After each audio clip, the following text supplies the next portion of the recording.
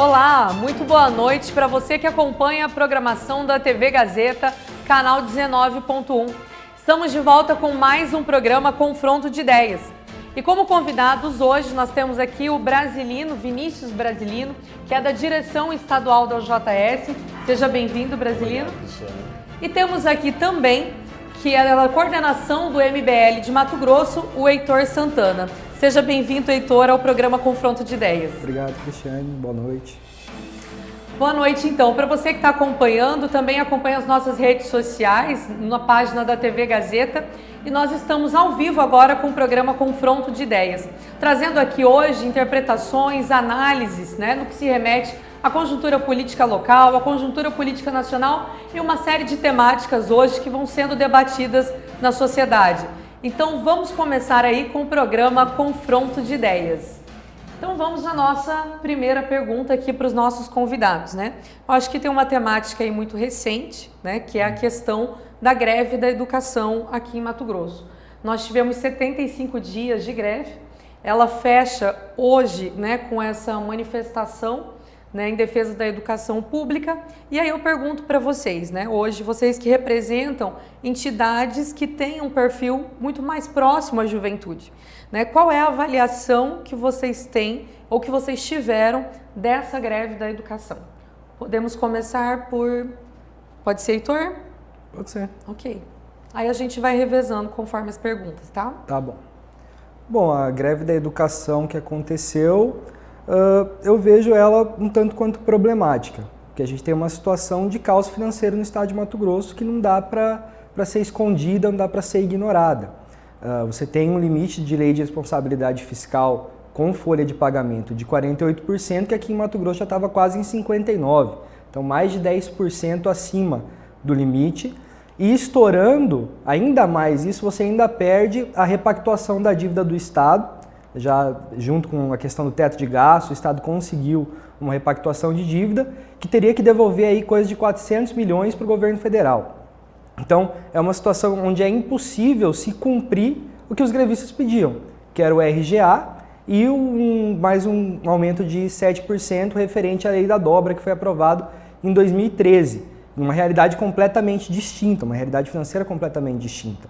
E aí você faz uma greve aí de mais de 2 meses, prejudicando os estudantes, prejudicando a sociedade por uma pauta que é impossível de se atingir. Então, nesse sentido, eu me coloco contra a greve. Eu entendo que se fosse ter uma greve agora, seria para se buscar outras pautas da educação que são tão importantes quanto uma questão salarial do professor, que é a melhora de estrutura, de segurança na escola, tudo isso está em falta. E a gente vê ano após ano, greve após greve, os professores recebem a pauta salarial, interrompem a greve e as pautas de estrutura, de segurança na escola, de melhora em questão de coordenação de ensino, de melhora pedagógica, não acontece, não vai para frente. Então, nesse momento, o MBL entende que a greve é sem propósito e não vai atingir nada, como não atingiu. Encerrou sem conseguir as suas pautas atendidas. Ok, lembrando que o programa Confronto de Ideias hoje está aqui então com o Heitor Santana, que acabou de responder a nossa primeira pergunta acerca da greve da educação. Heitor, que é do MBL aqui de Mato Grosso.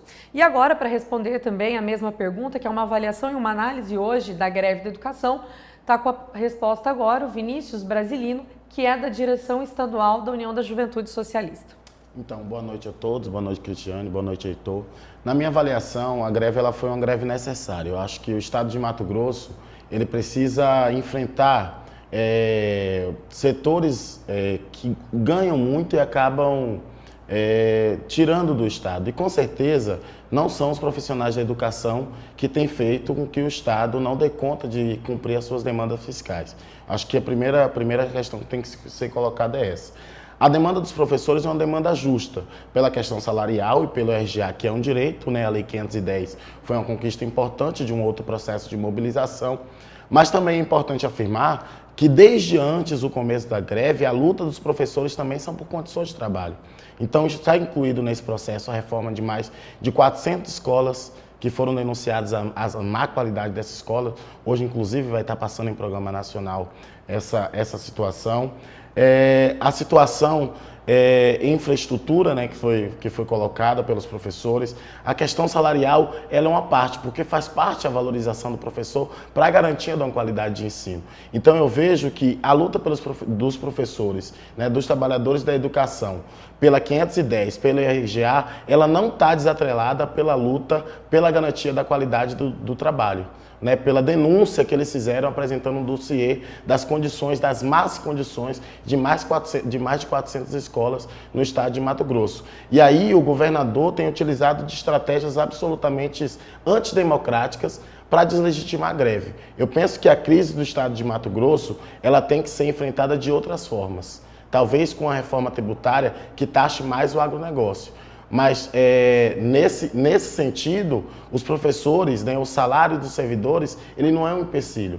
A valorização dos servidores é que vai fazer com que o estado de servidor cresça. Porque quem é o estado de Mato Grosso, né, a nível de funcionamento organizacional, sem os seus professores, sem os seus servidores? Quem é a educação de Mato Grosso sem a luta dos estudantes e dos professores em defesa da sua qualidade? Então esse é um momento importante. É preciso pensar sim na demanda da lei de responsabilidade fiscal, mas é preciso também pensar que não é o salário dos servidores que tem dificultado o estado de Mato Grosso em atingir as suas metas fiscais, até porque o estado de Mato Grosso é o segundo estado de arrecadação do Brasil. Então, a greve, na minha opinião, foi uma greve legítima, legal e que vale a pena registrar que os professores lutaram e continuarão lutando, né, não só pelo salário, né, que o governador apresentou uma proposta que foi acatada parcialmente pela categoria, né, para o ano que vem, mas também pelas garantias da qualidade, né, do serviço que eles querem ofertar para a população de Mato Grosso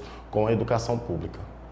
Ok, quem respondeu agora aqui foi Vinícius Brasilino, que é da direção estadual da UJS. Então hoje nós temos aqui a presença do MBL e da UJS, que são aí entidades que têm uma forte relação com a juventude e a juventude pautando aí, falando um pouco dessas temáticas que todos os dias nós discutimos. Bom, perguntar então para vocês agora, né? Vamos tentar dar um pulo para o cenário nacional e a gente vai aí trazendo pautas locais, nacional, né? A gente vem aí passando, já tem praticamente 7 meses aí das gestões que se iniciaram em 2019, né? E a atual gestão nacional, que é a gestão Bolsonaro, é uma gestão que ela acaba dividindo bastante os movimentos, acaba dividindo bastante a opinião pública. Então eu gostaria, né, do posicionamento de vocês acerca da gestão Bolsonaro e principalmente pensando nessa gestão para a juventude. Eu começo agora com Vinícius. Eu penso que a gestão do presidente Jair Bolsonaro tem demonstrado que a preocupação é com a destruição do Estado brasileiro, em primeiro momento. Em segundo, é garantir o crescimento e aí a valorização de um setor do andar de cima da classe brasileira. E os trabalhadores têm sido absolutamente prejudicados. Penso que, apesar da vitória da reforma da Previdência, né, que houve um empenho do governo, mas outros setores também estão imbuídos na reforma da Previdência. Mas, absolutamente, quem vai ser prejudicado com essa reforma são os trabalhadores, né, aqueles que têm menos condição de contribuir com a Previdência privada. Nesse sentido, eu acredito que a gestão do governo Bolsonaro tem se ocupado mais em se organizar numa cortina de fumaça e responder à demanda dos eleitores bolsonaristas, né, do que realmente defender os interesses da nação brasileira.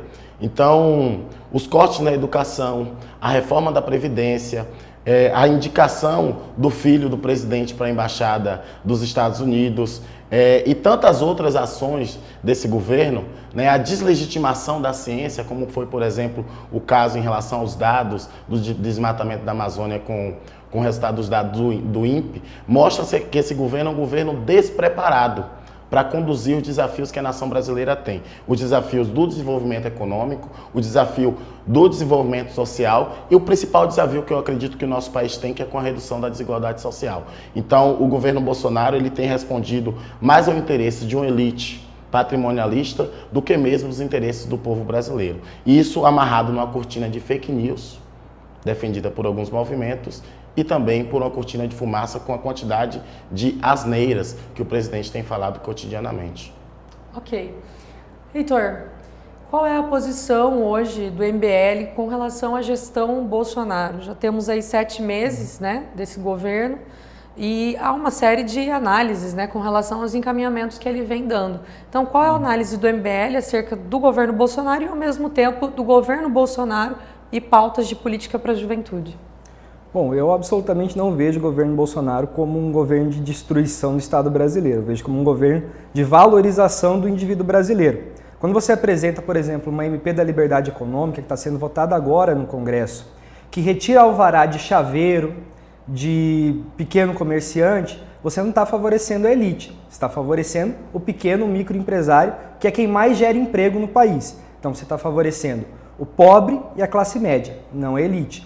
Quando você propõe uma reforma tributária, como está sendo proposta agora, que vai acabar com deduções que somente a elite tem direito, no caso de educação privada e saúde privada, e você reduz a alíquota e aumenta a faixa de isenção, você está favorecendo os mais pobres, a classe média, você não está favorecendo a elite.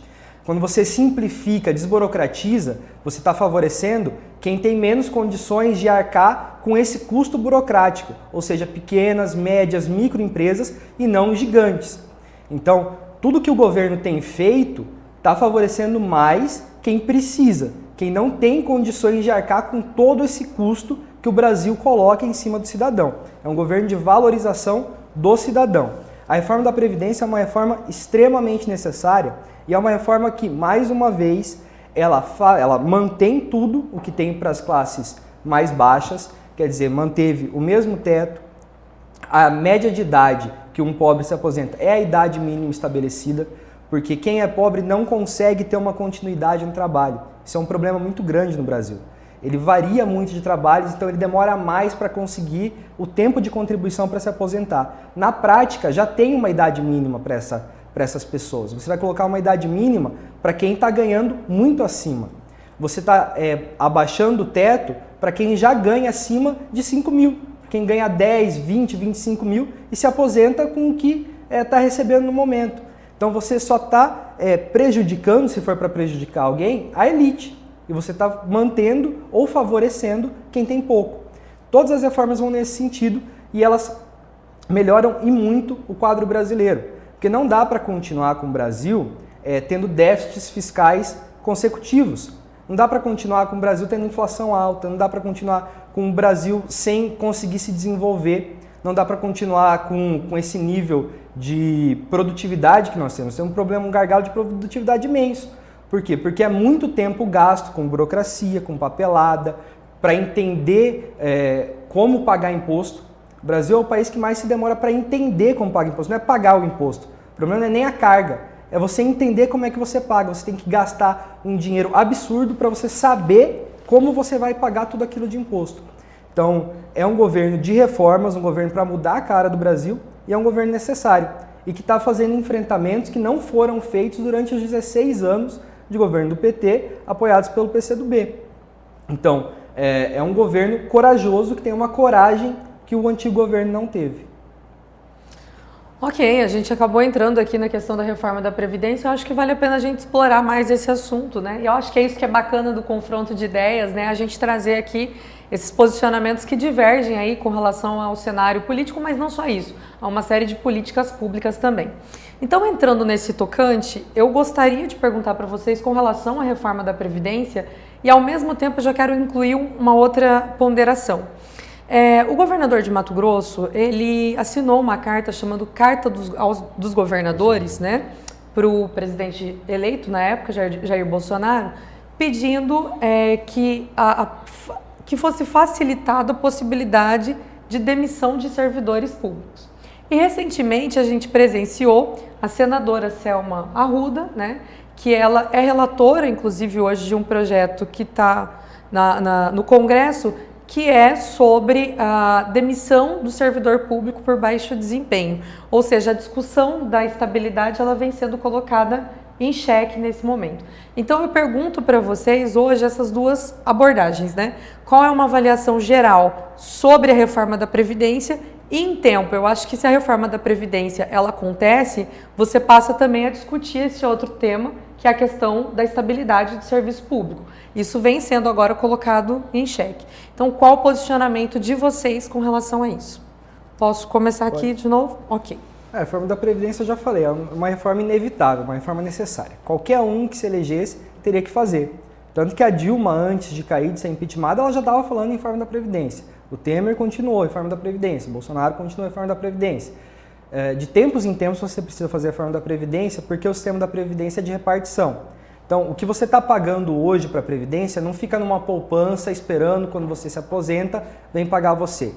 Você está pagando e esse dinheiro entra no caixa e sai no caixa para pagar quem está inativo. É um sistema que é insustentável, porque você precisa de um número X determinado de pessoas para conseguir arcar com o número de aposentados. Quando você tem a inversão da pirâmide etária, que no Brasil está acontecendo de maneira extremamente acelerada, você tem problema de solvência na Previdência. E daí você tem que mudar as regras. Todos os governos, desde a redemocratização, alteraram regras de Previdência. Nenhum governo passou sem. Essa é uma reforma da Previdência que é mais ampla. Então, ela vai ser mais sustentável por mais tempo. Em algum momento, ela vai ter que também ser repensada, a não ser que coloquem a capitalização, que eu acho que já foi tirada, provavelmente não vai entrar agora. Mas a discussão da Previdência, a reforma da Previdência é inevitável, não tem o que se fazer. Senão você não consegue ter superávit, não consegue ajustar as contas públicas e aí o caos é generalizado. Na questão do servidor público que você perguntou, a possibilidade de demissão do servidor público ela já existe, ela é constitucional. A estabilidade é que não pode ser demitido de qualquer forma, mas estabilidade não é vitaliciedade. Então, se você cometer um crime, por exemplo, na administração pública, você responde a um PAD e você é demitido, isso com certeza. O que se busca é uma regulamentação do que seria uma avaliação de desempenho para você poder operacionalizar isso de alguma outra forma, para você poder até melhorar a questão do PAD. Aí é uma discussão mais ampla que teria que ser feita. Mas a possibilidade ela já existe, ela não está sendo criada agora. Né? Mas assim, só com relação a isso, eu digo porque o governador, inclusive, assinou nesse documento da carta aos governadores, é justamente a facilitação desse processo. Como você disse, hoje o servidor público, ele pode ser exonerado, né? Passando por todo um processo administrativo. No entanto, o que tem sido pedido hoje por alguns representantes é justamente a facilitação para essa demissão. E por isso se coloca a questão do fim da estabilidade no serviço público. Então, não é o fim da estabilidade, é uma regulamentação de como se daria um processo administrativo para a demissão dessa forma. Porque para você fazer demissão vai ter que ter um processo administrativo. Vai ter que ver se essa demissão não é motivada por questões políticas, por exemplo. Se a pessoa produz, no caso de atendimento, quantos atendimentos ela faz, qual o nível de satisfação. Você tem que ter mecanismos de avaliação das políticas públicas e também do atendimento do serviço público. Tendo uma regulamentação, essa regulamentação sendo sólida, clara e o processo sendo transparente, eu não vejo problemas nisso. Eu acho que não é uma solução, não sei qual problema solucionaria, por exemplo. Porque se for pensar na questão do próprio governador Mauro Mendes, ele poderia reduzir a folha demitindo comissionado, que ele não tem feito.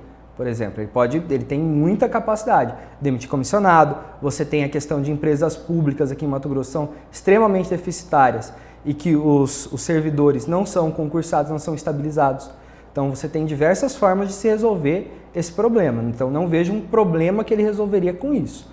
Mas eu também não vejo um demérito, assim, a princípio não vejo um demérito de se estabelecer um sistema de avaliação rigoroso do trabalho de servidor público. E eu sou servidor público, inclusive, concursado na Assembleia Legislativa. Ok. Vinícius, qual é o posicionamento hoje da UJS com relação à reforma da Previdência, né? E também quanto a esse apontamento do governador sobre a facilidade, né, da finalização da estabilidade no serviço público e aí veiculado também, né, com hoje o que a senadora Selma vem defendendo no Congresso. Em relação à reforma da Previdência, nosso posicionamento é absolutamente contrário a essa reforma.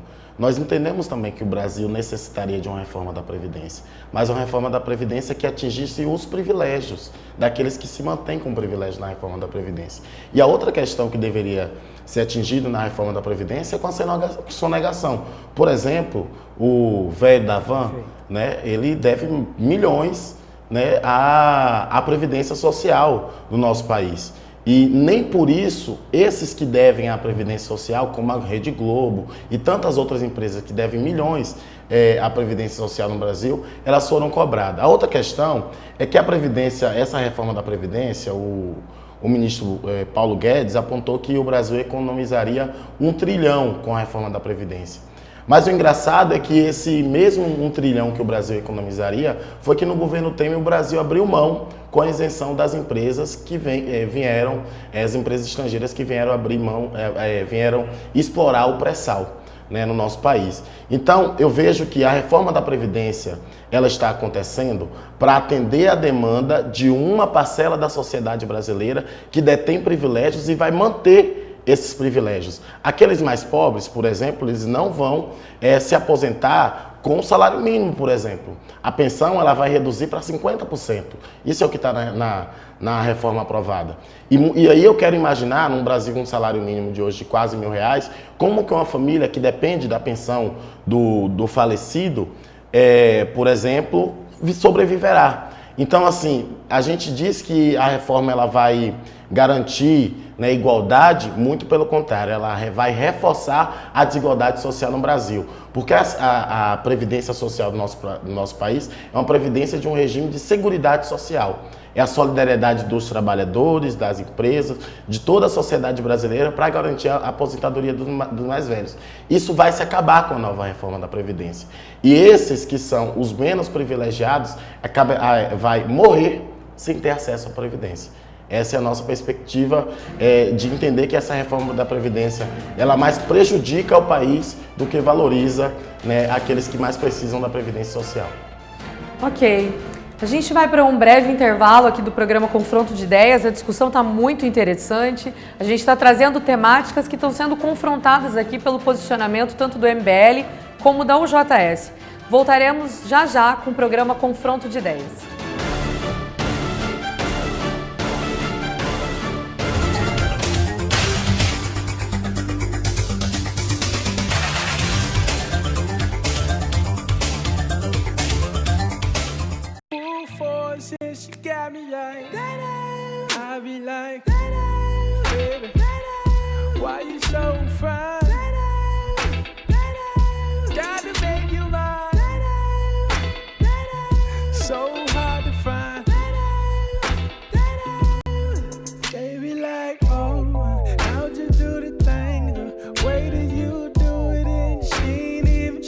Acessórios, Shopping Estação Cuiabá, piso L2. Olá, quer saber tudo sobre o apaixonante universo de eventos, casamentos e família? Venha comigo assistir ao novo programa Casamentar, todas as sextas-feiras, às 10h30 da noite e aos sábados, reprise às 11 horas da manhã, aqui na TV Gazeta. Programa Casamentar é um oferecimento de Moinho Materiais para Construção. Aqui o vento sopra a seu favor. Alphaville Buffet, sua primeira escolha. Apolo Som e Luz, você com tudo. Flores e Folhas Decorações, sua decoração com um toque de arte. O restaurante Vila dos Lagos abre suas portas para servir Mato Grosso. O melhor das comidas típicas, com carnes, peixes e o churrasco, conforme manda a tradição. Nas festas sob encomenda, fazemos o boi no rolete e também o porco no rolete. E o costelão de chão. Comer bem num ambiente agradável, cercado de natureza, água e cachoeiras. O restaurante Vila dos Lagos está a 20 quilômetros de Cuiabá, na Estrada do Manso, junto com o Aquapark. Faça agora mesmo a sua reserva pelos telefones 99999-9102 ou 99952-0330. O mutirão da conciliação fiscal voltou. Amiga, tá sabendo? Vai ter mutirão para pagar IPTU e ISS-QN com 95% de desconto ou até 48 parcelas. Sério? Quando? 1º a 17 de agosto, lá na Arena Pantanal. Vou falar pro meu irmão. Ele tem algumas infrações de trânsito. Não é conversa fiada. Venha quitar seu IPTU, ISS-QN e outros débitos fiscais no Multirão da Conciliação Fiscal. Prefeitura de Cuiabá, trabalhando e cuidando da gente. A sua saúde agradece quando você se preocupa com ela. E cuidar da hipertensão é uma forma de manter seu coração tranquilo. Afinal, 1 em cada 4 pessoas sofrem com ela. E para te ajudar, a Unimed Cuiabá oferece o programa Sob Controle. E ainda está com ótimas ofertas em todas as farmácias Unimed. Ômega 3, R$ 34,90. Medidor de pressão digital, R$ 89,90. Balança digital, R$ 62,90. Viva bem e conte com o nosso apoio. Farmácia Unimed Cuiabá, 3648-8888. Ligou, pediu, chegou.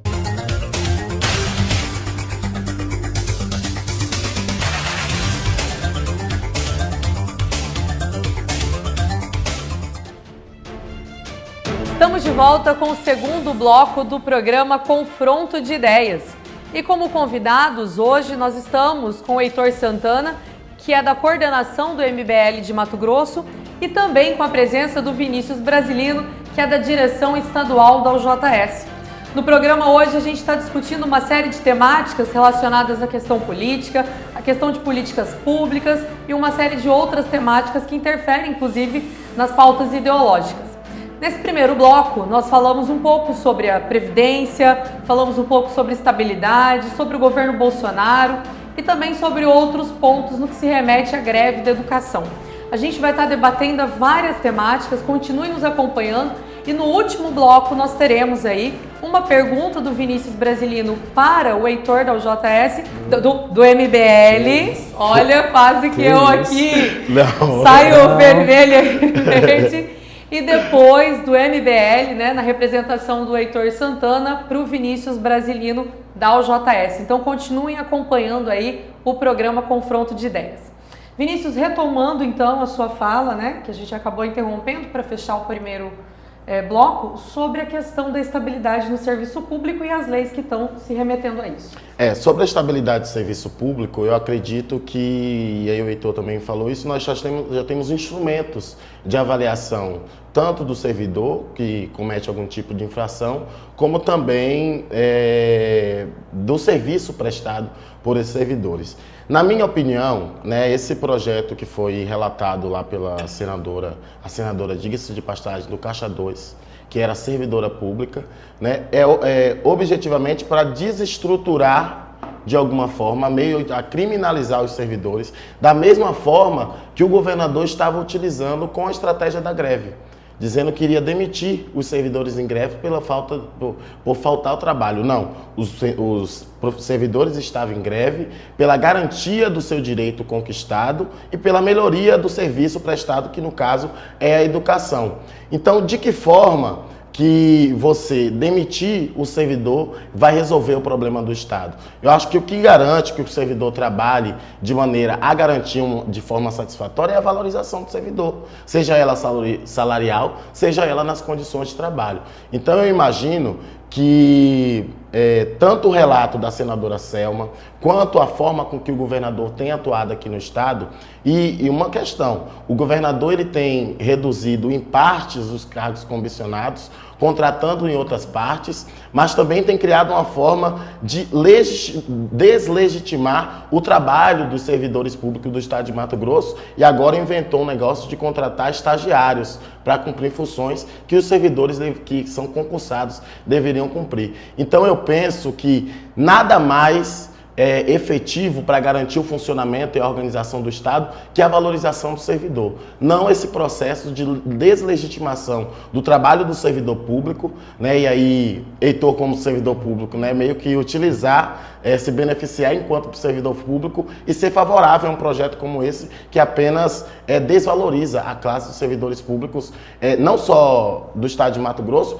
mas brasileiros, que lutam cotidianamente para manter a máquina do Estado funcionando. Então, nesse sentido, a gente acredita que tanto esse projeto quanto as ações do governo Mauro Mendes vêm justamente para enfraquecer essa máquina pública, né, para que haja uma apropriação de forma indevida, aí o futuro é quem vai dizer, quem vai estar se apropriando. Ok. Bom, Vamos então para uma outra temática. A gente vai estar sempre voltando, estadual, nacional, local, enfim.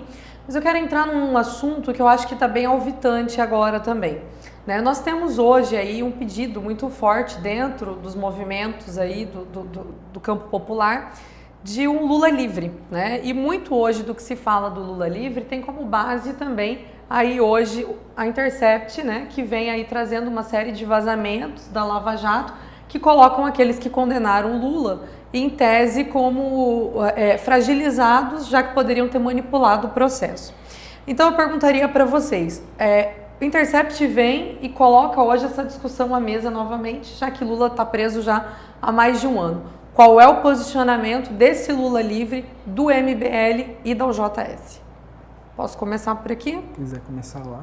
Pode ser. Então tá. Primeiro, nós acreditamos que a condenação do presidente Lula ela foi uma condenação injusta. Pelo viés político que se veio colocado desde o julgamento do juiz Sérgio Moro, né, como também das formas que se deu o processo do direito, né, da execução penal da prisão do presidente Luiz Inácio Lula da Silva. Né? O vazamento da Intercept apenas demonstrou aquilo que nós já estávamos denunciando, que esse julgamento do presidente Lula ele foi um julgamento político, orquestrado para que o presidente Lula não pudesse disputar as eleições presidenciais. Então, nesse sentido, esse vazamento, porque parece que vazamento no tempo do presidente Lula e da presidente Dilma era válido e agora os vazamentos não valem. Esses vazamentos feitos pelo Intercept, olha, e digo que com legitimidade, com o direito de imprensa garantido, objetivamente tem mostrado e vai ainda demonstrar, tem muita coisa a aparecer, que essa prisão do presidente Lula é uma prisão ilegal. Que a condenação do presidente Lula foi uma condenação sem provas e uma condenação política. Nesse sentido, a prisão do presidente Lula é mais do que nunca demonstrar de que o governo Bolsonaro ele só está aí porque o Lula não disputou a eleição. Por isso a gente defende a liberdade do presidente Lula. E outra coisa, o combate à corrupção no nosso país, ele parece que é um combate à corrupção com vias de mãos duplas. Porque o que acontece? Enquanto combatiam a corrupção do PT, a corrupção de outros setores, né, da direita do nosso país, ela ficou por debaixo do pano. Diga-se de passagem, esse processo que aconteceu, por exemplo, do caso do Queiroz. Cadê o Queiroz? Não se fala mais do Queiroz. Não se fala do Laranjal do PSL. Né?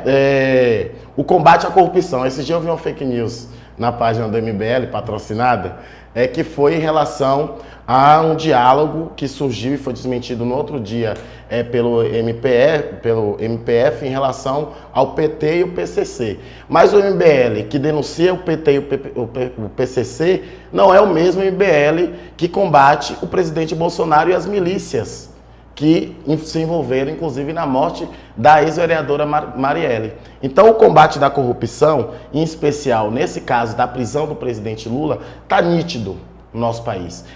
A Lava Jato, e eu falei isso num outro debate, não sei se o Heitor lembra, na minha opinião, ela veio para desestabilizar a nação brasileira, como veio também para acabar com o emprego no nosso país, porque acabou com as indústrias nacionais, acabou com a geração de emprego no nosso país e criou uma crise política e institucional que vai demorar o nosso país superar. E eu tenho certeza que o presidente Lula na prisão vai cada vez mais acirrar essa crise política, porque eu vejo que o interesse desses que colocaram o presidente Lula na prisão inclusive já estão recebendo recompensa, como foi o caso do ministro Sérgio Moro, que saiu do judiciário para ocupar uma vaga no ministério do governo Bolsonaro, quem ele tirou um candidato à presidência para que pudesse ser eleito. Então, mais do que nunca, né, os vazamentos feitos pelo The Intercept Brasil, né, pelo Glenn, eles têm demonstrado que a prisão do presidente Lula é ilegítima,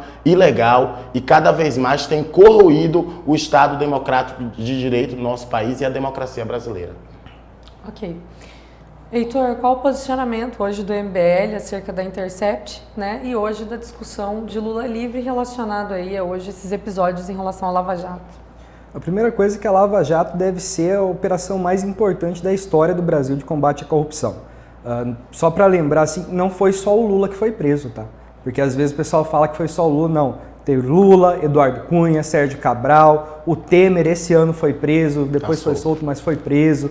O Aécio quase foi preso, teve áudio do Aécio também. Então, tem uma série de políticos de todos os partidos, tem empresário preso, empresário devolvendo bilhões. A Petrobras conseguiu recuperar dinheiro, o dinheiro que foi roubado da empresa, bilhões.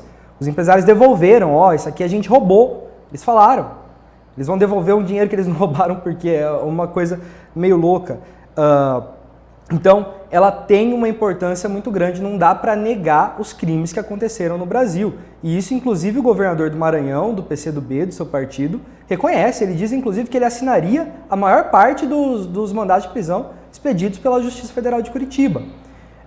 Sobre a Vaza Jato, eu não tenho problema nenhum com a liberdade de imprensa, eles têm o material, tá livre, pode publicar.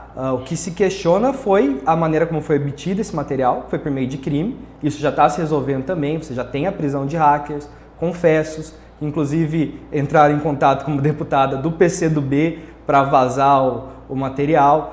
Você tem essa investigação correndo em paralelo. O que se precisa entender é se esse material ele foi, se aconteceu da forma como foi dito, se foi ocasionalmente, ele descobriu uma forma, viu um procurador, esse procurador, no telefone desse procurador tinha um número do Kim Kataguiri, que ele falou, que é do MBL, a partir do Kim ele pegou o número do Deltan, do Moro, de não sei quem, e daí ele foi hackeando todo mundo, ou se ele foi encomendado para fazer esse tipo de serviço. Porque ele tem 700 mil em conta, que ele diz não saber de onde que veio. Então, você tem que investigar para saber. Se o jornalista contratou um crime, aí ele tem que responder pelo contrato desse crime. Não por vazar notícias, dar informação o papel dele. Recebeu, pode passar a informação. Agora, contratar um crime para pegar uma informação é igual aquela série Mortes na TV, que está na Netflix, de um deputado lá no Amazonas que mandava matar e depois mostrava o bandido sendo preso na TV. Isso não tem como aceitar. Mesmo assim, esse material vazado, eu não vi problema. Inclusive o Moro chamou o MBL de tonto lá, que estava fazendo uma manifestação na frente da casa Teori Zavascki para manter a Operação Lava Jato. A gente não tem vergonha nenhuma disso. Se combater a corrupção e ser tonto, a gente é tonto mesmo. E estamos aí. Não tem problema. Qual que é a fofoca? Agora está mostrando o Deltan conversando com a esposa. Qual que é o grande problema? Foi fabricada alguma prova contra o Lula ali? Não tem fabricação de prova, foi criado? Foi inventado? Lula responde a 7, 8 processos, já foi condenado em 2. Inclusive não foi o Moro que tirou ele da disputa. Quem tirou ele da disputa foi o TRF4, porque a lei da ficha limpa estabelece que você tem que ter uma condenação em órgão colegiado. Todas as condenações do Moro contra o Lula foram referendadas pelo tribunal colegiado, inclusive majoradas. Depois foi negado o habeas corpus no CNJ, foi no STF, STJ. Então, você tem várias outras instâncias que analisaram, inclusive ministros do STF, indicados pelo Lula, pela Dilma, que mantiveram tudo como está. Que mega operação que é essa? Não tem cabimento. Houveram crimes, esses crimes têm que ser investigados, têm que ser punidos, doa quem doer. Inclusive aos grandes da elite, que você estava criticando agora há pouco, da Odebrecht, que era a maior construtora do Brasil, cometeram crimes, vão quebrar, porque cometeram crime, eles têm que ser punidos. Vai ficar sem punição? Então não tem como. Crime tem que ser investigado, tem que ser punido. Essa é a nossa opinião sobre a Operação Lava Jato. Ok. Bom, vamos continuar então aqui, a gente vai voltando para alguns assuntos, se vocês inclusive quiserem em algum momento ponderar alguma coisa na fala do outro, é só a gente falar aqui que a gente faz essa retomada. Quero entrar numa outra temática que eu acho que foi a inicial aí da gestão Bolsonaro, que é com relação ao armamento civil. Hoje a gente tem uma legislação acerca disso, e uma série de outros decretos foram realocados na gestão Bolsonaro com relação ao armamento. Então eu pergunto para vocês hoje, qual é o posicionamento do MBL com relação a isso e qual é o posicionamento da UJS com relação a isso? O MBL tem um posicionamento muito claro. A gente teve um referendo que perguntou se a população gostaria que a venda de armas fosse proibida ou não. Ela respondeu não. Aí o Congresso Diz que respeitou, mas criou um mecanismo, que foi ali no meio um critério subjetivo de análise, para, na prática, proibir a venda de armas no Brasil. Então, por uma questão de democracia, ou seja, o povo foi às urnas, votou, deu a sua opinião, deu a sua ordem ao Congresso, você não pode continuar com esse critério subjetivo no processo de compra e venda de armas. Então, você tem que criar só critérios objetivos. Quanto ao decreto do presidente, eu não tenho uma opinião tão formada, porque você tem especialistas como Benê Barbosa, que é um dos maiores defensores do armamento no Brasil, que se colocaram de maneira contrária a esse decreto, por exemplo. Então, você tem o decreto, ele dá algumas permissões, mas ele não é o ideal. E não é o ideal que seja por meio de decreto também, presidencial. Isso tem que ir para o Congresso, tem que ser discutido no Congresso. Agora, a democracia ela tem que ser respeitada. Ou se faz outro referendo, se faz outro plebiscito, para se buscar a opinião da população. Hoje, inclusive, é engraçado porque quando é levado ao Congresso, vários deputados dizem, mas 70% da população é contra. Numa pesquisa com uma amostragem pequena, sem ter sido feita uma campanha, e com aí 10 a 20 anos de campanha massiva contra o armamento. Então, isso é um problema. Você tem que dar a possibilidade de democracia nesse processo. Foi dada e não foi respeitada. Ainda voltando, no decreto, acho que tá bom já, pode ir. Ok. Vinícius? Então, em relação a essa questão das armas, repito, foi mais um tema que o presidente da República utilizou do seu discurso eleitoral para dar uma resposta como se estivesse cumprindo aquilo que ele prometeu enquanto candidato, né? Então, uma das suas primeiras ações foi esse decreto de liberação das armas.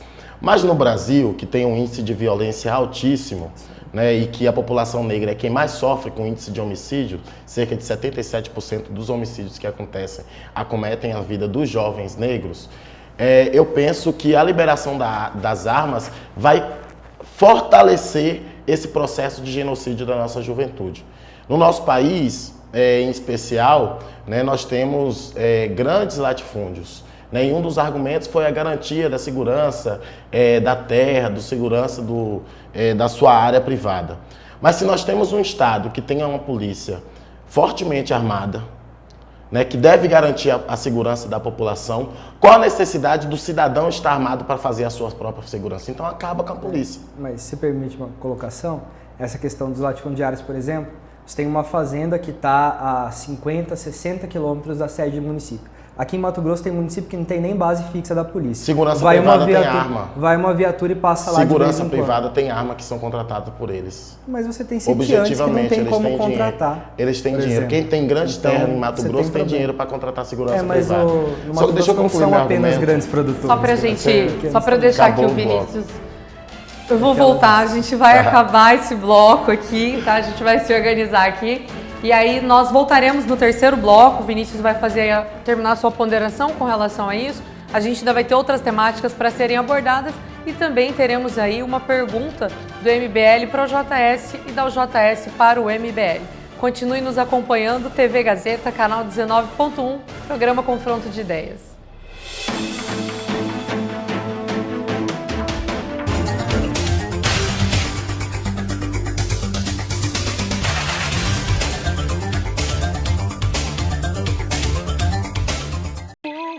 Since you got me like I be like baby, why you so fine? Gotta make you mine. So hard to find. Baby like how'd you do the thing? The way that you do it and she ain't even show. Adai Acessórios, Shopping Estação Cuiabá, piso L2. Olá! Quer saber tudo sobre o apaixonante universo de eventos, casamentos e família? Venha comigo assistir ao novo programa Casamentar, todas as sextas-feiras, às 10h30 da noite e aos sábados, reprise às 11 horas da manhã, aqui na TV Gazeta. Programa Casamentar é um oferecimento de Moinho Materiais para Construção. Aqui o vento sopra a seu favor. Alphaville Buffet, sua primeira escolha. Apolo Som e Luz, você com tudo. Flores e Folhas Decorações, sua decoração com um toque de arte. O restaurante Vila dos Lagos abre suas portas para servir Mato Grosso. O melhor das comidas típicas, com carnes, peixes e o churrasco, conforme manda a tradição. Nas festas sob encomenda, fazemos o boi no rolete e também o porco no rolete. E o costelão de chão. Comer bem num ambiente agradável, cercado de natureza, água e cachoeiras. O restaurante Vila dos Lagos está a 20 quilômetros de Cuiabá, na Estrada do Manso, junto com o Aquapark. Faça agora mesmo a sua reserva pelos telefones 99999-9102 ou 99952-0330. O mutirão da conciliação fiscal voltou. Amiga, tá sabendo? Vai ter mutirão para pagar IPTU e ISS-QN com 95% de desconto ou até 48 parcelas. Sério? Quando? 1º a 17 de agosto, lá na Arena Pantanal. Ah, vou falar pro meu irmão. Ele tem algumas infrações de trânsito. Não é conversa fiada. Venha quitar seu IPTU, ISS-QN e outros débitos fiscais no mutirão da conciliação fiscal. Prefeitura de Cuiabá, trabalhando e cuidando da gente. A sua saúde agradece quando você se preocupa com ela. E cuidar da hipertensão é uma forma de manter seu coração tranquilo. Afinal, 1 em cada 4 pessoas sofrem com ela. E para te ajudar, a Unimed Cuiabá oferece o programa Sob Controle. E ainda está com ótimas ofertas em todas as farmácias Unimed. Ômega 3, R$ 34,90. Medidor de pressão digital, R$ 89,90. Balança digital, R$ 62,90. Viva bem e conte com o nosso apoio. Farmácia Unimed Cuiabá, 3648-8888. Ligou, pediu, chegou.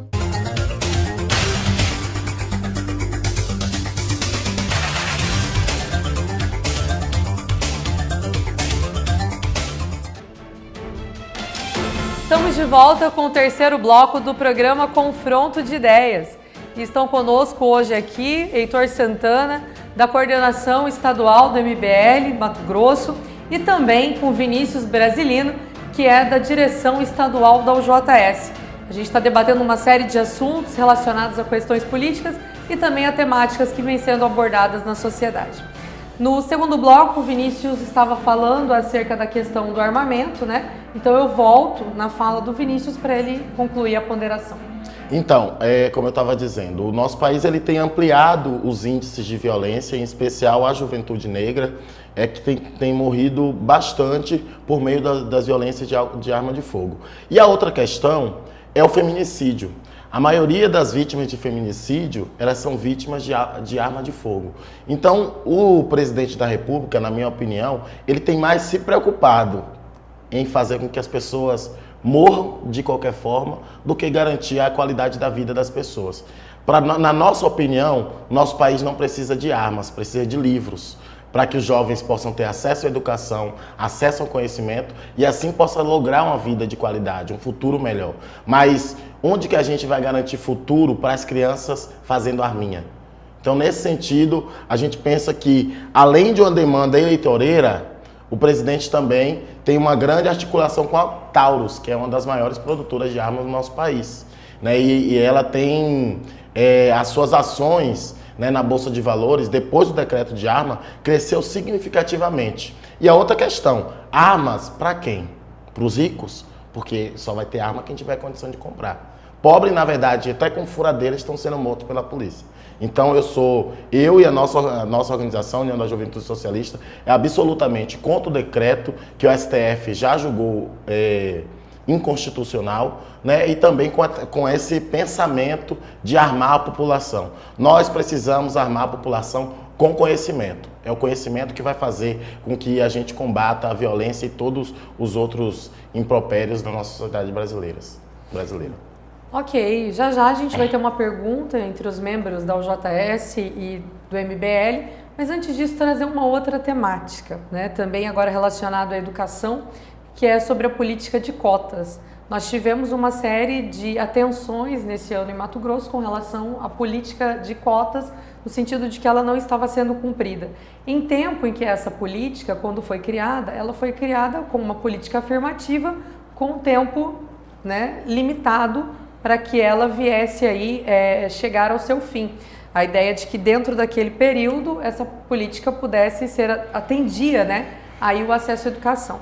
Então eu pergunto hoje qual é o posicionamento do MBL, qual é o posicionamento da UJS acerca da questão da política de cotas que em 2020 vai ser colocada na mesa novamente para sua manutenção ou para sua retirada. Pela ordem seria ele. Acho que ele começou aquela última, não foi? Não, ele foi ele que começou terminou agora. Tá, em relação à política de cotas, né, lembrando que essa luta em relação às ações afirmativas no nosso país é uma luta histórica do movimento social, em especial dos negros e das negras brasileiras por garantia do acesso à educação. O nosso país ele teve mais de 300 anos de escravidão. E hoje nós temos 131 anos de abolição da escravatura. Nem em tempo a gente conseguiu igualar o tempo de liberdade com o tempo de escravidão na sociedade brasileira. Então a política de cotas ela vem como uma reparação histórica. Né? Você falou em Mato Grosso, especialmente, né? A Universidade Federal de Mato Grosso foi uma das primeiras universidades do Brasil que aderiu ao sistema de cotas. E isso mudou significativamente a configuração da Universidade Federal de Mato Grosso. Hoje, 69% dos estudantes da UFMT são estudantes oriundos de famílias pobres de baixa renda. Desses estudantes pobres, 7% são negros, 50 e alguma coisa por cento são pardos e 1,1% são indígenas. Então, há uma correção de uma desigualdade que antes essa população ela não estava no seio da universidade. E a política de cotas ela vem para corrigir essa desigualdade. Agora, num país com 14 milhões de analfabetos, será que 10 anos de cota é suficiente para corrigir 130 anos de abolição da escravatura sem acesso à educação para a população negra, para os povos indígenas, para as pessoas com deficiência? Então, nesse sentido, nós entendemos e estamos lutando para a permanência da política de ação afirmativa para a garantia de mais negros e negras dentro da universidade. E mais que isso, é a garantia da lisura do processo. Porque, como eu denunciei no início do ano, inúmeras pessoas não negras estavam aproveitando da fragilidade do sistema por não ter a verificação para acessar a universidade enquanto os negros ficam de fora. Isso nos cursos mais concorridos inicialmente, mas quando houve o processo de verificação, 230 pessoas ficaram fora no processo ou até nem foram à verificação para reafirmar a sua autodeclaração.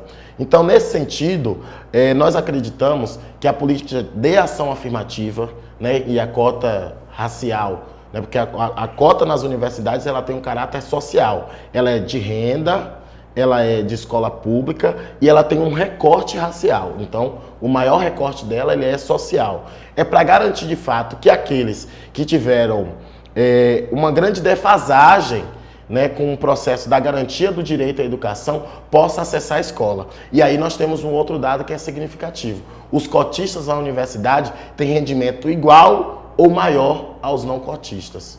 Então, a importância das cotas para o acesso é para a gente dizer que lá fora ainda há um processo de desigualdade. Mas quando a gente entra na universidade, a luta ela é permanente para a garantia desse direito, para a garantia da formação com qualidade. Então, nós defendemos a cota hoje, né, quando acabar a lei de cotas, nós estaremos lutando para a prorrogação desse processo da lei de cotas e digo eu, 10 anos eu estaria lutando por mais 50 anos, porque acredito que diante das desigualdades sociais, raciais e regionais do nosso país, nós precisamos lutar muito, fortalecer muito a nossa educação pública básica e o ensino superior para garantir para que o povo brasileiro, a maioria do povo brasileiro, esteja dentro das universidades. Ok. Heitor, política de cotas, qual é o posicionamento do MBL acerca dessa temática? Eu acho que eu vou falar um pouco sobre avaliação de política pública globalmente, até porque na outra pergunta o Vinícius estava falando, até pedir desculpa por ter te interrompido, que a Cristiane tinha falado que poderia, mas realmente não daria muito certo. Quando a gente avalia uma política pública, a gente tem que ver a efetividade dela. Então, quando você fala uma política de desarmamento, uma política pública de desarmamento, o próprio Vinícius reconheceu que tem um crescimento da violência. Então, se ela foi designada para se reduzir os índices de violência, qual foi a efetividade dela? Se os índices estão aumentando. Comparativamente com outros países, você tem aqui o Uruguai e o Paraguai, aqui na América do Sul, que são extremamente armados. Os únicos problemas de violência que o Uruguai e o Paraguai têm são na fronteira com o Brasil, que é desarmado. Então, qual é a efetividade que essa política pública está tendo? A mesma coisa, você vai pegar a questão da universidade no Brasil. O Ulisses mesmo falou, 14 milhões de analfabetos, e a gente está focando no ingresso ao ensino superior. Ao invés de você facilitar o acesso ao ensino superior, por que não está rolando uma política pública sólida na educação básica? Ainda mais considerando que internacionalmente já tem pesquisa a rodo sobre isso, quanto mais se investe em educação básica, você tem mais retorno no futuro. A universidade, a pós-graduação, o doutorado, o mestrado, eles dão um retorno muito menor para o Brasil em termos de desenvolvimento social, superação de miséria e de outros problemas, do que uma universidade e um ensino superior.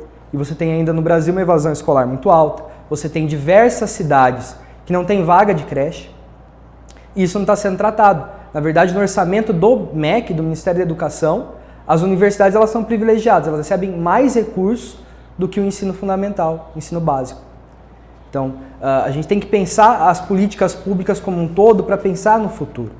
Na questão da cota, eu não sou contra a cota social. Acho que a cota social tem que ter. Porque você tem pessoas muito pobres que precisam de algumas condições de facilitação de acesso. Elas estudam em escolas públicas, muitas vezes não tinha um professor, não tinha nada. E se você está tendo também um rendimento que vai acompanhando na avaliação da política pública, não tem um motivo sólido, não tem condição de estar aqui. Tem, está tendo a condição. Agora, você já amplia a cota, por exemplo, para o ingresso no serviço público. Por que você tem uma cota de ingresso em serviço público? Se você já deu, se essa pessoa já é formada, às vezes já é pós-graduada, doutorada, e ela tem uma cota para entrar no serviço público em alguns lugares. Inclusive aqui no estado de Mato Grosso. No Brasil. Então, Então, você tem um problema. Por quê? Qual é o motivo disso?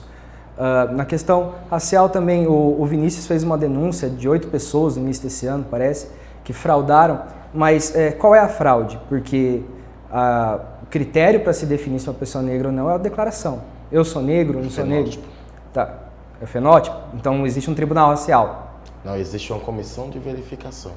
Um tribunal racial. A pessoa vai chegar e vai falar se você é negro ou não. Não, o tribunal racial existiu lá no tempo do Hitler. Para mim é a mesma coisa. Eu, se chegar na frente desse grupo, eles vão falar que eu sou negro ou não? Aí considerando depende. Que a minha mãe é loira e meu pai é negro, completamente negro. Você sofre racismo? Mas sofrer racismo já é uma questão subjetiva. Não. Já é uma questão subjetivo. subjetiva. Então, se eu chegar, se eu chegar e declarar, só quem é negro. Tá. Então, se eu chegar, sentar e declarar, eu sou negro, eu sofri racismo. Qual é o critério? Existe um tribunal racial. Eles vão medir o meu nariz, a gramatura do meu cabelo. Isso. Então, tribunal racial. Porque é o fenótipo. Então, é um tribunal racial. Isso é uma visão. Um tribunal racial você contra sempre. Porque começa assim. Eu posso então só. Sim. A autodeclaração, Heitor, ela é da pessoa. Mas nós, no processo de participação de uma política pública, essa autodeclaração ela precisa ser validada. Qual o critério de validação da autodeclaração? É o parente indígena lá atrás ou é você ter a vivência enquanto indígena? É o parente, a avó, o avô que foi negro, o bisavô que é negro ou você que é negro? Não é o caráter da avaliação não é familiar, é fenótipo. Então a pessoa necessita demonstrar que ela está apta para cumprir aqueles critérios. Agora, como por exemplo, como que avalia? Objetivamente olhando as pessoas, com critérios, e aí tem, tanto no Ministério Público Federal, tem um grupo de trabalho que definiu o que é essa heteronormatização, tem no Ministério Público, e o STF, quando validou a lei de cotas, porque houve um adin do Democratas no período para inconstitucionalizar a política de cotas, pela heteronormatização, garantiu com que as pessoas pudessem ser avaliadas. Critérios técnicos. Tribunal racial, quem faz isso é a polícia que mata preto na rua, sem julgar. Como aconteceu ontem no Rio de Janeiro, que 5 jovens foram mortos. Um era jogador de futebol e pegaram dentro da sacola onde estava a chuteira e o chinelo dele e colocaram droga dentro. Esse é um tribunal racial que existe no Brasil. Ao demais, a autodeclaração é para que japonês não ocupe vaga de negro na universidade. Mesmo se esse japonês for japonês. Filho de um negro, ter crescido na periferia, estudado apenas em escola pública. Se estudou em escola pública, na tem mesma cota de escola condição, pública. Na mesma Porque condição. se você então, colocar mas daí você tem uma no diferenciação nosso país, ó, racial a partir de uma definição que é completamente subjetiva. Não é subjetivo. No subjetiva. nosso país, se você colocar um negro e um branco, mesmo este branco tendo parentes negros, quem vai ser privilegiado é o branco no nosso país. Qual é a definição do que é branco? Qual que é branco ou sou negro? Aí você que vai te dizer qual que é a autodeclaração. Então, se sou eu que vou dizer autodeclaração. Aqui não é a comissão então, de verificação. Quando você estiver participando de um processo, se achar que tem o direito de disputar por cotas, aí você vai lá confirmar a sua autodeclaração. Sim. Aqui eu não estou fazendo a sua avaliação de declaração, nem a autodeclaração. O que eu estou te dizendo é o seguinte, no Brasil o racismo é uma questão de marca. Os negros são impedidos de ocupar os espaços por serem negros. Então, se você bota um médico branco e um médico negro, já houve gente que falou que eu não vou me consultar com médico negro. Isso é história no nosso país, não é invenção de Vinícius para estar justificando. Então, assim, o negro no nosso país sofre pelo racismo. O racismo no nosso país não acabou cotidianamente, ele está aí se revelando e se desvelando. E o pior, nós temos discursos que legitimam esse racismo. Essa é a grande questão no nosso país. E aí eu vou te dizer, se um país em que tem 14 milhões de analfabetos, não sei quantos milhões, quase 13, 14 milhões nessa faixa de desempregados, qual é a cor desses daí que estão nessa estatística? Eu já falei dos mortos nos homicídios. E qual é a que está nos cargos mais privilegiados? Qual é a cor desse povo? Então, a maioria da população brasileira estão nos dados negativos, que são a população negra declarada no IBGE. Portanto, fundamental as políticas afirmativas, como fundamental os processos de verificação. Para não acontecer como no concurso do IBGE. No IBGE tem verificação. Como aconteceu no concurso do INSS. Tem verificação ou é autodeclaração? No IBGE. Autodeclaração. Vamos só fazer o seguinte, então, só para a gente fechar aqui. Então, Vinícius, fecha, eu passo também por o IBGE não é, quando o IBGE está fazendo a pesquisa, ele não está ali para ocupar uma vaga na universidade. É a autodeclaração das pessoas. Aí eu te pergunto, por que a maioria do povo brasileiro se declara pardo e não preto? Porque a maioria é parda. Aí a gente maioria mistura. A maioria mistura. A gente entra num debate. O povo brasileiro é miscigenado. Vamos fazer o seguinte. A gente entra num debate muito maior sobre o processo de embranquecimento no nosso país. Vamos fazer o seguinte. O Vinícius fez uma ponderação. Você quer fechar alguma coisa com relação a isso? Só pra gente sair dessa temática, porque eu acho que até caberia um outro programa pra gente pautar só esse tema. Quer fazer alguma ponderação para a gente encerrar esse... Para mim, se você está analisando objetivamente o tamanho do nariz, a cor da pele, você está criando um tribunal racial para definir quem é negro e quem não é. Isso para mim é inconstitucional. Isso para mim, o combate ao racismo, à discriminação racial, existe já no Código Penal. Tá lá. Tem discriminação? Denúncia, prisão, cadeia, né? Até inafiançável. Só quem não entendeu isso, eu validei. Inclusive aqui o meu amigo, coordenador do MBL, Fernando Holliday, usou a lei de injúria racial e ganhou um processo, inclusive em segunda instância, contra o Ciro Gomes, que promoveu discriminação racial. Sim, ele é contra cotas, porque o negro ele tem a liberdade de ser contra a cota. Ele pode pensar como ele quiser. Não, ele pode pensar como quiser, mas ele tem que entender que a maioria do povo negro está fora das universidades e se não houvesse cotas, não estaria na universidade. Porque a universidade foi feita para essa elite aí que ou se a escola pública fosse melhor. Vamos só encerrar essa pauta. Ainda tem mais uma pergunta aí para a gente fazer na questão da educação, mas vamos para essa pergunta, né? MBL para o JS e o JS para a MBL, né? Eu até pergunto para vocês com quem a gente pode começar. Pode começar pelo Vinícius. O Vinícius que já tinha pergunta pronta. Porque eu não. Queria fazer a pergunta. Não, não tinha pergunta pronta. Vamos lá então. Vamos aproveitar esse debate aqui para o Vinícius trazer essa pergunta para o MBL porque, agora. Na verdade, isso tem me incomodado bastante. Eu tenho visto o MBL fazer um discurso muito forte em relação ao combate da corrupção, né? E aqui no Mato Grosso, me parece que há uma certa passada de mão na cabeça em algumas figuras políticas que se beneficiam de atos corruptivos, a exemplo do Caixa 2. Me explica por que o MBL participa de atos junto com a senadora Selma Arruda, que já foi cassada em 2 instâncias por promover Caixa 2. Por exemplo, como aconteceu no dia 30 de junho, aqui no ato em Cuiabá, que vocês estavam manifestando junto com ela em defesa da Lava Jato. Não, a Selma não estava nesse ato. Mas ela estava... Só pra gente... Vamos aqui, vai, Heitor. A Selma não estava nesse ato. Já começa por aí. A questão da cassação da Selma está na justiça, vai ser definido. A minha visão, como alguém que participou da eleição, fez tudo, é o seguinte. A condenação da Selma, a princípio, é por campanha extemporânea. O caixa 2 dela teria sido que ela gastou antes da campanha começar. Porque ela tem esse gasto que foi realizado com pré-campanha. A questão é que absolutamente todos os candidatos a governo do estado, a Senado, mesmo a deputado, fizeram essa pré-campanha, porque essa pré-campanha foi instituída em lei na última reforma eleitoral. Inclusive, tem... Com declaração. Não tem declaração. Declaração vai começar a partir do início oficial da campanha eleitoral. Isso é um problema que se for para frente o processo da Selma, lá no TSE, isso vai começar a gerar diversos processos de cassação de diversas outras autoridades. Vai ser um problema muito grande, porque foi criada a instituição da pré-campanha e essa instituição ela ficou meio que solta, sem regulamentação. Então você pode fazer tudo na pré-campanha desde que você não peça voto e não fale o número. E isso aí, apenas o TRE de Mato Grosso, isso eu lembro porque na campanha eu fui candidato, o Vinícius também foi, a assessoria jurídica do partido recomendou porque o TRE de Mato Grosso, especificamente, a despeito de uma orientação do TSE, começou a processar candidatos ao governo do estado, a mandar notificações, intimações a candidatos ao governo do estado, por estar promovendo, por ter conteúdo patrocinado no Facebook para promover a própria história. Essa pré-campanha é muito importante, por quê? Porque antes você tinha uma campanha de 90 dias, que foi reduzido para 45. Quem é de fora da política, como eu, como você, a gente não é conhecido. E a gente perdeu o tempo de ser conhecido pela população. Então, é uma medida que favorece quem já está lá. A pré-campanha é importante por isso, porque você tem que divulgar suas ideias, seus posicionamentos, então, você concorda antes com o de começar a Selma. campanha.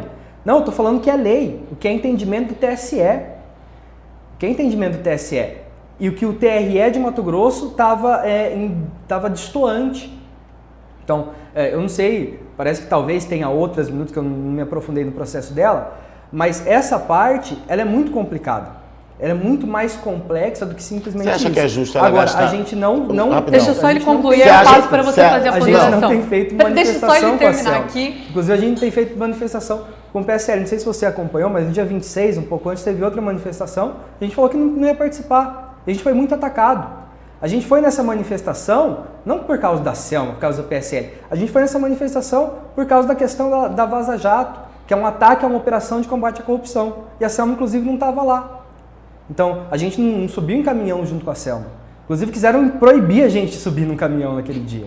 A gente tem sofrido muito ataque, porque a gente tem falado dos problemas do governo Bolsonaro. A gente tem falado da questão de nepotismo na indicação do filho dele. A gente tem falado da questão do Laranjal. A gente tem falado de todos os problemas do governo Bolsonaro, porque a gente é um movimento independente, a gente não é adesista. A gente não faz como vocês fizeram com o governo Lula, com o governo Dilma, que tudo que eles faziam era perfeito. Que qualquer crimezinho que aparecia lá, é mentira, é golpe.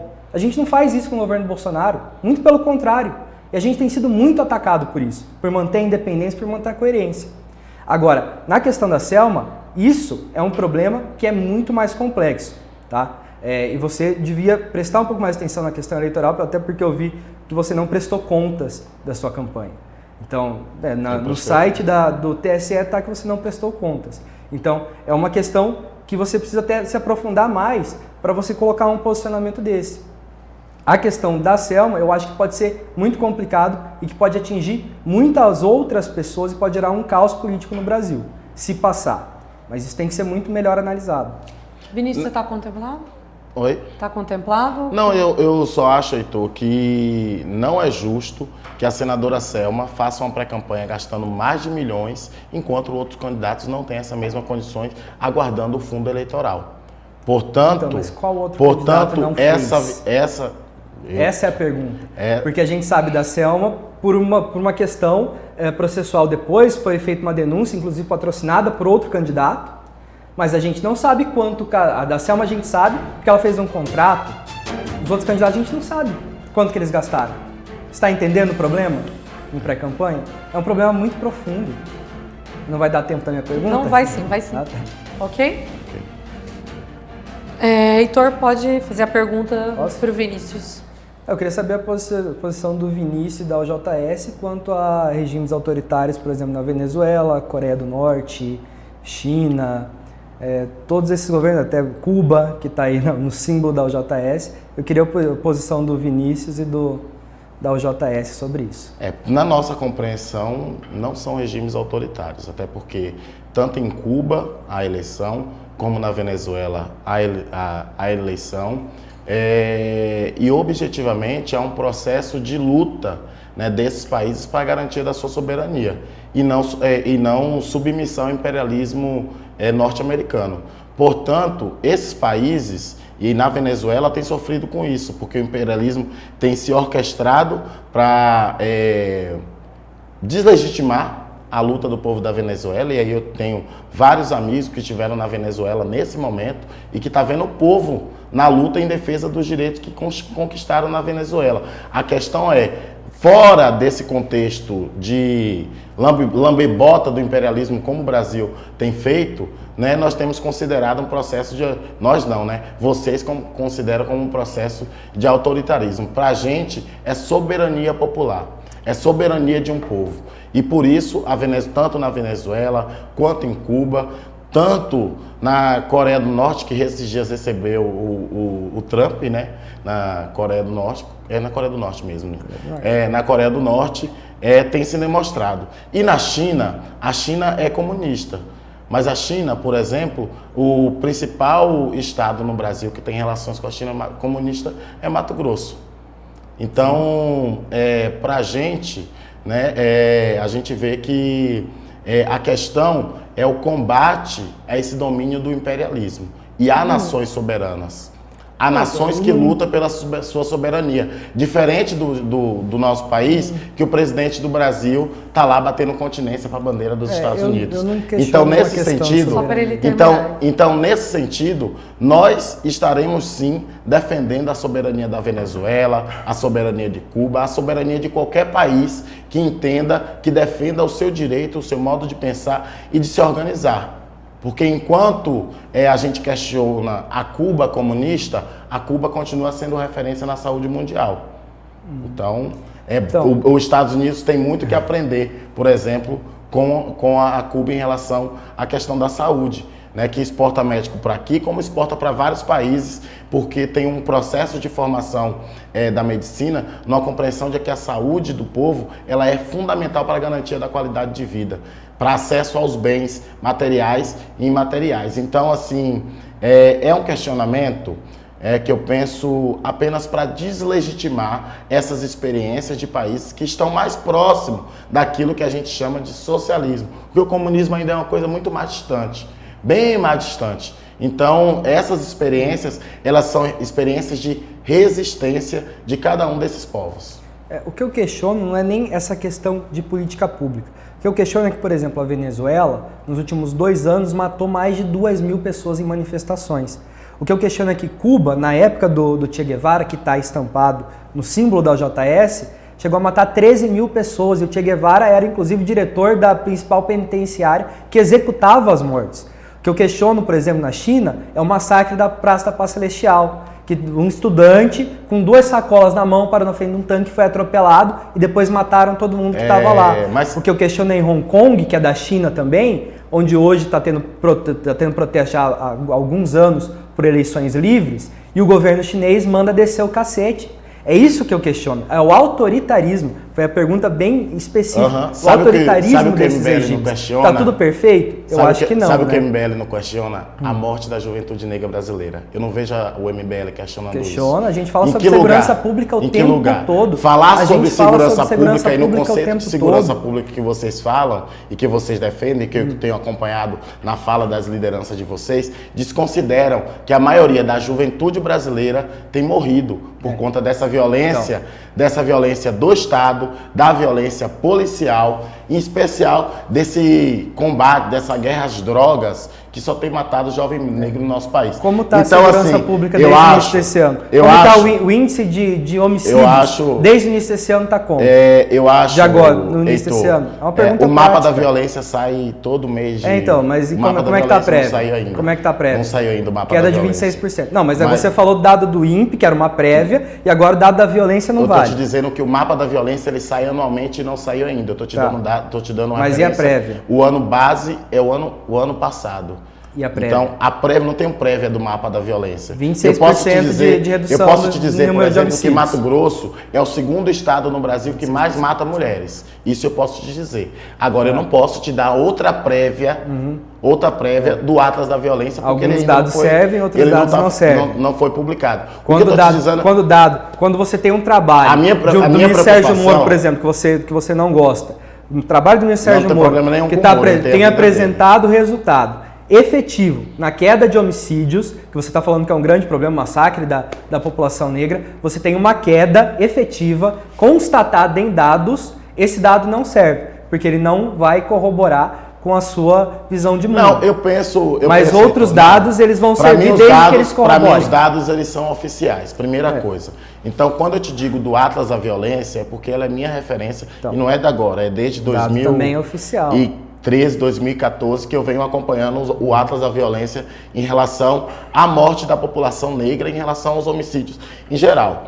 Agora, em relação ao que se tem nesses 6 meses de governo, 7 meses de governo, ainda é algo muito ínfimo, até porque o pacote que o Moro colocou lá de segurança nem foi aprovado ainda no Congresso Nacional. Mas você tem uma esquematização do sistema de segurança pública. As medidas que o Estado brasileiro tem tomado para a segurança ainda não são as melhores. Portanto, nós só vamos ter esses resultados quando finalizar os estudos do Atlas da Violência. O Vinícius ele defende as mortes na Venezuela, ele defende as mortes em Cuba, defende as mortes na China. Ele acha que o problema está aqui no Brasil a partir do ministro Sérgio Moro, que baixou o número de homicídios. Eu estou te dizendo que nós temos um histórico de escravidão no nosso país e a gente não pode desconsiderar as mortes deles. E essas daí vocês nem se preocupam. Bom, o programa está muito bom, o debate aqui está bastante animado, né? Mas a gente vai ter que começar a ir para o encerramento do programa. Então, eu vou passar agora para que vocês deixem considerações finais, né? E aí, também trazendo, de repente, alguma coisa que vocês gostariam de ter pautado e que a gente acabou pelo tempo não conseguindo. Então, agora eu começo com o Heitor fazendo aí, deixando suas considerações finais. Agradecer a presença aqui. Só uma questão que eu gostaria de ter pautado era da mudança que teve nos tributos aqui em Mato Grosso, até porque o Vinícius falou lá no início, que o agronegócio não era taxado, mas em janeiro foi feita uma reformulação do FETAB. O agronegócio hoje ele é taxado até na exportação, que tem uma lei Candir, que teoricamente não é taxa, né? O FETAB, que eles falam que é opcional, mas que de opcional não tem nada. E o FETAB milho, inclusive, ele faz com que o produtor de milho não tenha lucro. A gente fez algumas audiências públicas na Assembleia Legislativa de Mato Grosso, a partir do deputado Ulisses Moraes, e tinha produtor chorando lá, porque ele não tem dinheiro nem para pagar o FETAB, não tem lucro. Existem barões, 1, 2, talvez, mas existem muitos outros produtores em Mato Grosso, pequenos produtores, microprodutores, produtores que não têm essa capacidade toda e que estão pagando imposto, sim, pagam muito imposto. Isso é um mito que se tem, que eles não pagam imposto, eles pagam, eles contribuem muito com o estado de Mato Grosso. E o governador aumentou o tributo lá e aumentou o tributo agora de novo. Aumentou sobre remédio, sobre carne, sobre vestuário, sobre alimentação. Aumentou o imposto de tudo em Mato Grosso. É um aumento de arrecadação de 1 bilhão que vai atingir todo mundo, inclusive os mais pobres. Ok, obrigada, Heitor. Obrigada pela presença aqui no programa Confronto de Ideias. Obrigada pelas considerações. Vinícius, deixa aí suas considerações finais e também alguma outra coisa que a gente pode não ter tido tempo de debater. Obrigado, Cristiane. Obrigado, Heitor. Sobre as considerações, eu penso que nós poderíamos ter debatido a situação da universidade. Né? As universidades brasileiras têm sofrido bastante com este governo, objetivamente, né? Que tem imposto um corte para que a universidade não dê conta de cumprir a sua demanda, mas também sobre o programa Futurice, né, que aí é um programa que o governo tem tem colocado no sentido de debater uma certa inovação na universidade, sendo que as universidades brasileiras é quem produz inovação no nosso país, né? Como também um certo empreendedorismo que, na verdade, quer só abrir a universidade para o setor privado, né? Com discurso que eu acredito muito frágil em relação ao que os professores e os estudantes vão passar a ganhar. Enquanto isso, a universidade pena sobre esse corte, pena pela efetividade da emenda constitucional 95, né? E agora, eu estava acompanhando também, né? Eu vi o Heitor criticando a gestão da universidade, né? Mas não há uma preocupação, né, de ver como que a universidade de fato está. Porque aqueles 4 milhões que o MEC liberou são 4,5 milhões diante de 65 milhões, que é o que a universidade tem que cumprir das suas dívidas com todos aqueles que fornecem serviço para a universidade, em especial a nossa Universidade Federal de Mato Grosso. Então, se em outra oportunidade a gente tiver a oportunidade de debater a universidade pública, né, o papel da universidade pública, será muito importante, porque tem muita gente que aproveita da universidade pública, mas na hora de defender a universidade, dá as caras e some. Ok. Vinícius, eu também agradeço a sua presença aqui, trazendo também, né, um referencial da UJS. E agradeço então a todos vocês que nos acompanharam aqui no programa Confronto de Ideias, que acompanhou aqui esse debate, essa discussão sobre temáticas da nossa sociedade e também, né, ponderações aí de duas, né, militâncias hoje que são pujantes dentro aí do movimento como um todo. Então, uma boa noite para vocês e até a próxima terça estaremos de volta com o programa Confronto de Ideias.